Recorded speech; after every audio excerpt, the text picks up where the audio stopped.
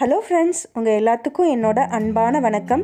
இன்றைக்கி நான் வந்து இரும்பு பாத்திரங்களை எப்படி பழக்கலாம், எப்படி சீசனிங் பண்ணலாம் அப்படிங்கிறத பற்றி உங்களோட ஷேர் பண்ணிக்கலாம் அப்படின்னு நினைக்கிறேன். நான் வந்து 3 வடைச்சட்டி வாங்கியிருந்தேன். ஒன்று வந்து பெருசு, அதில் வந்து முறுக்கு, அதிரசம் இதை மாதிரி பலகாரங்கள் செஞ்சுக்கலாம். அடுத்தது மீடியம் சைஸ், அதில் பொரியல் அதை மாதிரி செஞ்சுக்கலாம். அதுக்கு அடுத்தது தாளிக்கிறதுக்கான சின்ன சைஸ் ஒன்று. நீங்கள் இதுவரையும் நம்ம சேனல் பானூஸ் குக்கரியை சப்ஸ்கிரைப் பண்ணலைன்னா கீழே இருக்க ரெட் கலர் பட்டனை ப்ரெஸ் பண்ணி சப்ஸ்கிரைப் பண்ணிவிடுங்க. பக்கத்தில் இருக்க பெல் ஐக்கானையும் ஆன் பண்ணிவிடுங்க. என்னோட நியூ அப்டேட்ஸ் உங்களுக்கு உடனுக்குடனே கிடைச்சிடும். நான் காமிச்ச அந்த 3 வடைச்சட்டியில் மீடியம் சைஸ் வடைச்சட்டியை எப்படி சீசனிங் பண்ணலாம் அப்படிங்கிறத இந்த வீடியோவில் நம்ம பார்க்கலாம். முதல்ல அதை நல்லா தண்ணியில் வாஷ் பண்ணிவிட்டு ஏதாவது ஒரு சோப்பு போட்டு நல்லா தேய்ச்சி கழுவி விட்டுடலாம். அப்போ தான் வந்து அதில் உள்ள துருவெல்லாம் போகும். நான் வந்து இன்றைக்கி விம் பார் யூஸ் பண்ணி தான் இதை வந்து நான் வாஷ் பண்ணுறேன். நல்லா இதை மாதிரி 2-3 தடவை நல்லா தேய்ச்சி நல்லா கழுவிடலாம். டெய்லியும் நம்ம சாப்பிட்ற சாப்பாடு சரி விகிதத்தில் இருக்கா, சத்தானது தானா அப்படின்னு நம்ம யோசிக்கிறோம். ஆனால் குக்கிங்க்கு யூஸ் பண்ணுற வெசல்ஸ் எல்லாம் சரியானது தானா அப்படின்னு நம்ம யோசிக்கிறதே இல்லை. அவசரமாக ஏதோ ஒன்றில் சமைச்சிட்டு சாப்பிட்டுட்டு ஓடிக்கிட்டே இருக்கோம். நமக்கு நேரமே இருக்கிறது இல்லை. கிச்சனில் வந்து குக்கர் தொடங்கி கடாய், தவா, பால் குக்கர் அப்படின்னு எல்லாமே நான்ஸ்டிக்காகவே இருக்குது.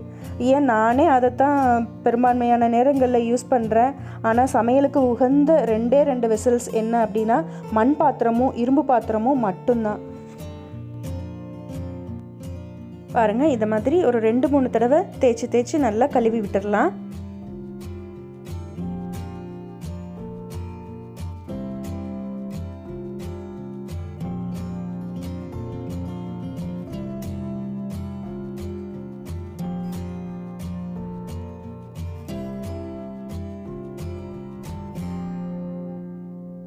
இப்போ நல்லா வாஷ் பண்ணி எடுத்துட்டோம். இதை வந்து ஒரு நல்ல காஞ்ச கிச்சன் டவல் வச்சு நல்லா தொடச்சிக்கலாம். தண்ணி சுத்தமாக போகிற அளவுக்கு நல்லா நீட்டாக சுத்தமாக தண்ணி இல்லாமல் தொடச்சிக்கலாம். இந்த சீசனிங் மெத்தட் வந்து ரொம்ப ஈஸி. இதை வந்து ஒரு 1/2 hourல நம்ம வந்து பழக்கப்படுத்திடலாம். உடனே இதில் சமைக்கவும் ஆரம்பிச்சிடலாம்.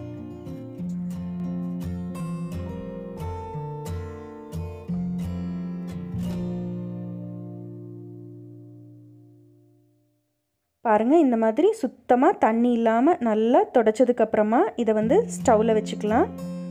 ஸ்டவ்வில் வச்சுட்டு மீடியம் ஃப்ளேமில் இருக்கட்டும். இதை மாதிரி சொல்லட்டி விட்டு எல்லா பக்கமும் இது ஹீட்டு வந்து ஈவனாக பரவுற மாதிரி ஹீட்டை காமிச்சிக்கலாம். இதுக்கு இப்போ ஒரு பாதி லெமனை கட் பண்ணிவிட்டு இந்த மாதிரி ஃபோர்க்கில் குத்தி லெமன் ஜூஸ் வந்து எல்லா பக்கமும் படுற மாதிரி தடவி விடலாம்.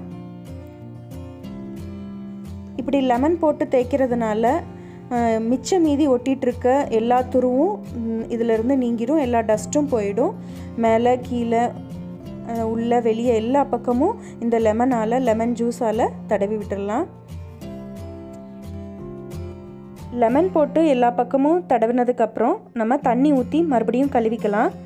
இது ஆறுனதுக்கப்புறமே கூட கழுவிக்கலாம். நான் வீடியோக்காக குயிக்காகவே செய்கிறேன். தண்ணி ஊற்றி சோப்பு போட்டு நல்லா கழுவி விட்டுடலாம். மிச்சம் மீதி ஒட்டிகிட்ருக்க டஸ்ட் எல்லாமும் போகிற மாதிரி.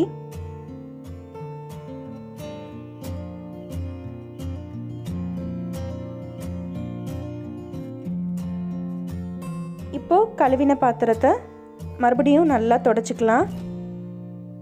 சுத்தமாக தண்ணி இல்லாதபடி நல்லா தொடச்சிக்கலாம். தண்ணிக்கும் இரும்புக்கும் ஆகவே ஆகாது. அயன் வந்து தண்ணியில் இருக்க ஆக்சிஜனோட ரியாக்ட் ஆகிறதுனால தான் துரு பிடிக்குது. அதனால் தண்ணியில் இரும்பை வந்து அதிகமாக நம்ம காமிக்க வேண்டியது இல்லை.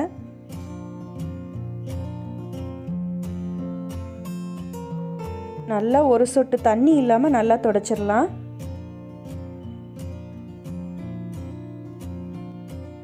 நல்லா தொடச்சதுக்கப்புறம் இதை மறுபடியும் ஸ்டவ்வில் வச்சுக்கலாம். மீடியம் ஃப்ளேம்லேயே வச்சுக்கலாம். இதில் வெங்காயம், இந்த மாதிரி வெங்காயம் பாதியாக கட் பண்ணி ஒரு ஃபோர்க்கில் குத்திட்டு எண்ணெய் தடவி எண்ணெயில் வெங்காயத்தை முக்கி இந்த வடைச்சட்டி ஃபுல்லும் தடவலாம். வெங்காயத்தை ஏன் இரும்பு வடைச்சட்டியில் தடவுறோம் அப்படின்னா வெங்காயத்தில் ஆன்டி ஆக்சிடென்ட் நிறையா இருக்குது. அதாவது இந்த இரும்பு வந்து ஆக்சிஜனோட ரியாக்ட் ஆகி ஆக்சிடேஷன் ஆகிறதுனால துருப்பிடிக்குது இல்லைங்களா, அந்த துருப்பிடிக்கிறத வெங்காயம் தடுக்குது. அதனால தான் நம்ம முதல்ல வெங்காயத்தால் தடவுறோம். இதே மாதிரி மேலே கீழே எல்லா பக்கமும் நல்லா தடவி விட்டுடலாம். ஆயில் வந்து நம்ம எந்த ஆயில் வேணால் யூஸ் பண்ணிக்கலாம். தேங்காய் எண்ணெய், நல்லெண்ணெய், கடலெண்ணெய், இல்லைனா சன்ஃப்ளவர் ஆயில் எது வேணால் யூஸ் பண்ணிக்கலாம். ஆயில் யூஸ் பண்ணுறதுனால இந்த இரும்பு வடைச்சட்டி நான்ஸ்டிக் வெசல்ஸ் மாதிரியே இதில் சமைக்கிற பொரியலோ இல்லைனா எந்த உணவுப் பொருளாக இருந்தாலும் இதில் இருந்து ஒட்டாமல் வரும். அதுக்காக தான் ஆயில் யூஸ் பண்ணி தடவுறோம். ஒரு இடம் கூட விடாமல் எல்லா பக்கமும் இந்த வெங்காயத்தால் நல்லா தடவியாச்சு.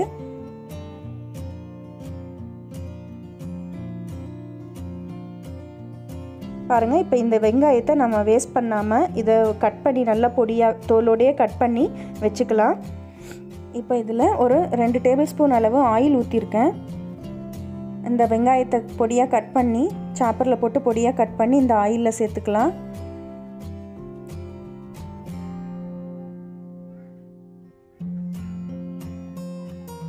நல்லா வதக்கி விட்டுறலாம். அந்த வடைச்சட்டியோட எல்லா இடங்கள்லையும் படுற மாதிரி இந்த வெங்காயத்தை நல்லா வதக்கி விடலாம். சொல்லட்டி விட்டு எல்லா பக்கமும் இந்த வெங்காயம் படுற மாதிரி செஞ்சுக்கலாம்.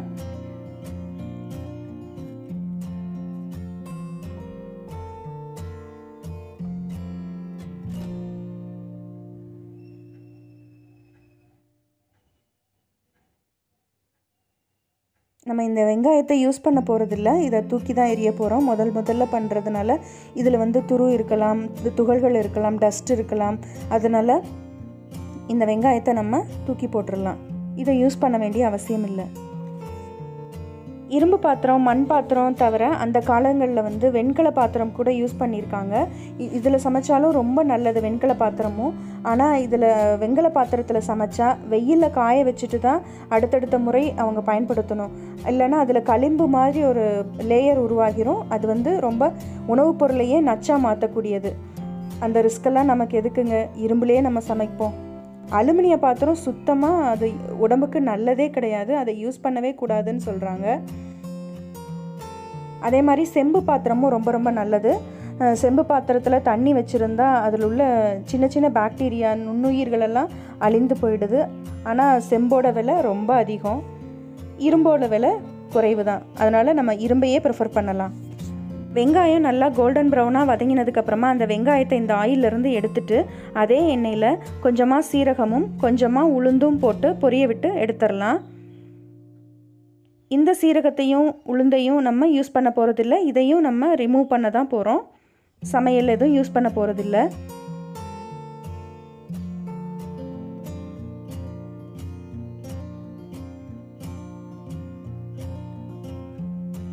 எல்லா பக்கம் படுற மாதிரி பண்ணியாச்சு. இப்போ இதையும் இந்த ஆயிலிருந்து ரிமூவ் பண்ணிடலாம். ஆயிலோட சேர்த்து இதை ரிமூவ் பண்ணிடலாம்.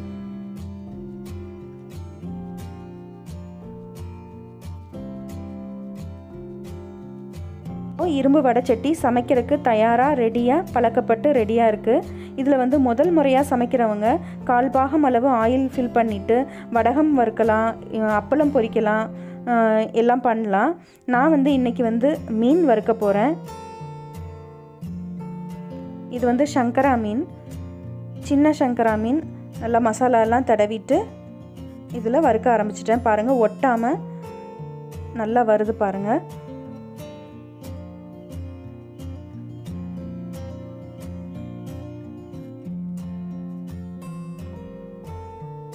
நல்லா சூப்பராக பழகிடுச்சு. ஒரு 1/2 அன் ஹவர்லேயே நம்ம இதை இரும்பு வடைச்சட்டியாக பழக்கிட்டோம். நீங்களும் இது போல் இரும்பு பாத்திரம் வாங்கி இதே போல் சீசனிங் பண்ணி பயன்படுத்தணும் அப்படின்னு நான் உங்களை வேண்டி கேட்டுக்கிறேன். ஏன்னா சுவர் இருந்தால்தான் சித்திரம் இல்லைங்களா? நம்ம நல்லா இருந்தால் தான் நம்ம குடும்பத்தையும் நல்லா கவனிக்க முடியும், அவங்களுக்கு ஆரோக்கியமான உணவையும் நம்மளால் கொடுக்க முடியும். ஃபிஷ் ஃப்ரை ஒட்டாமல் சூப்பராக ரெடியாக வந்துடுச்சு. இப்போ அதில் கடாயில் இருக்க ஆயிலை வந்து அப்படியே ஒரு 2 நாளுக்கு அப்படியே வச்சுருக்கலாம். ஆயிலெல்லாம் நல்லா அப்சார்வ் பண்ணிக்கும். இன்னும் அது வந்து நல்லா சீசனிங் ஆகும். அதுக்காக 2 நாள் இந்த ஆயில் வந்து இந்த கடாயிலே இருக்கட்டும். 2 நாளுக்கு அப்புறம் நீங்கள் வந்து இதை ரிமூவ் பண்ணிக்கலாம். இந்த ஆயிலை யூஸ் பண்ண வேண்டாம். இதில் 1 மாதம் வரையும் நல்லா பழகிற வரையும் தக்காளி, புளி, துவர்ப்பு சுவையில் எந்த உணவுப் பொருளையும் இதில் சமைக்க வேண்டாம். 1 மாதம் நல்லா பழகினதுக்கப்புறமா தக்காளி, புளி இதெல்லாம் நம்ம சேர்த்து சமைக்க ஆரம்பிக்கலாம். அதே போல் கிரேவி ஐட்டமும் இதில் பண்ண வேண்டாம். பொரியல் இதை மாதிரி செய்யுங்க, அப்போ தான் ரொம்ப டேஸ்ட்டாக இருக்கும். 1 மாதத்துக்கு அப்புறமா இதில் கிரேவி ஐட்டம் செஞ்சாலும் உடனே இந்த பாத்திரத்திலிருந்து இரும்பு சட்டியிலிருந்து வேறு பாத்திரத்துக்கு நம்ம மாற்றி வச்சிடணும். இந்த இரும்பு பாத்திரம் நம்ம தலைமுறைக்கு அப்புறமும் இது உழைக்கணும்னா இதை யூஸ் பண்ணதுக்கப்புறமா டிட்டர்ஜென்ட்டோ சோப்போ எதுவும் போட்டு கழுவாமல் வெறும் ஒரு சுடு தண்ணியில் ஒரு 1/2 மணி நேரம் வச்சுட்டு இருந்துட்டு அதுக்கப்புறம் ஒரு ஸ்க்ரப்பரில் நல்லா தேய்ச்சி விட்டுட்டோம்னா அந்த அழுக்கெல்லாம் போயிடும். அதுக்கப்புறமா அதில் எண்ணெய் தடவி வச்சிட்டோம்னா ரொம்ப நாளுக்கு கெடாமல் துருப்பிடிக்காமல் ரொம்ப நாளுக்கு அது உழைக்கும். இந்த வீடியோ உங்களுக்கு ரொம்ப உபயோகமாக இருக்கும் அப்படின்னு நினைக்கிறேன். அடுத்து ஒரு சுவையான ரெசிபியோடு இல்லைனா ஒரு சுவையான விலாகோடு உங்களை சந்திக்கிறேன். நன்றி, வணக்கம்.